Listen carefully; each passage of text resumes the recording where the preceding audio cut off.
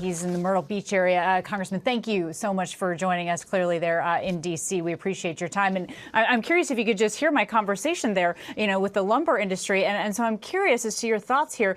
Do you feel like perhaps the president should have offered some more carve outs like that, like the one that we're seeing here in the lumber industry, to essentially buy them some time to get that American manufacturing up and running before it impacts businesses and consumers?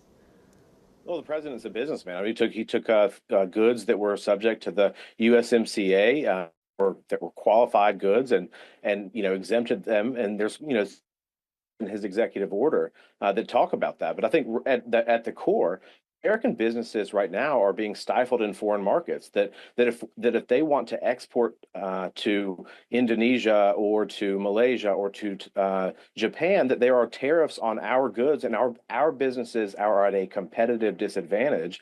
And so the president just says, look, if you're tariffing and barring us from entering your markets, then we're going to have a 50%, if you will, on your goods in our country. And I think that's an invitation that the president wants a deal. He wants to work. He wants to do business. He wants people to succeed. But at his core, and he talked about this at the campaign, was the forgotten man. The industrial base of our country has fled even since the early 2000s, where we took up roughly a quarter of the global output in manufacturing, and now we're down to 17%. I mean, there's just been a precipitous drop.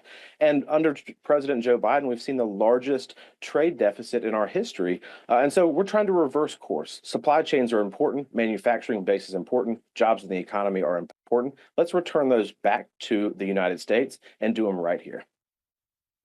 Well, we know the auto industry is large throughout your state, and there's a 25% tariff now on all foreign-made auto going in at midnight. How are the companies throughout your state essentially bracing for that and then trying to do what you just mentioned here, get manufacturing back in this country? Well, I think they're adapting, right? You've seen, trillions of dollars of economic development expansion announcements since the president has been inaugurated. Nissan is putting a plant in Indiana. So people are coming back. You look at Detroit, there was a United Auto Worker that was celebrating this. They want to manufacture cars in the United States. They know how to do it. They do them effectively well. And so I think companies are making strategic decisions that they want to return to the United States. We're seeing proof of that even before these tariffs went into effect. And just quickly, if you can, Congressman, are you able to give me an answer here? Do you think the House and the Senate are going to be able to come together on this tax plan?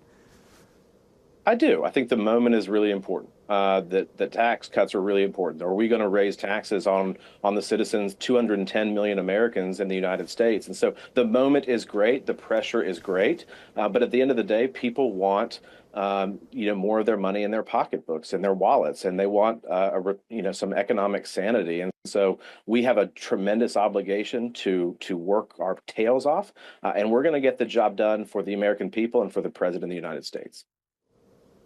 Congressman Russell Fry, thank you for being here with us. Appreciate your time today. Thank you so much.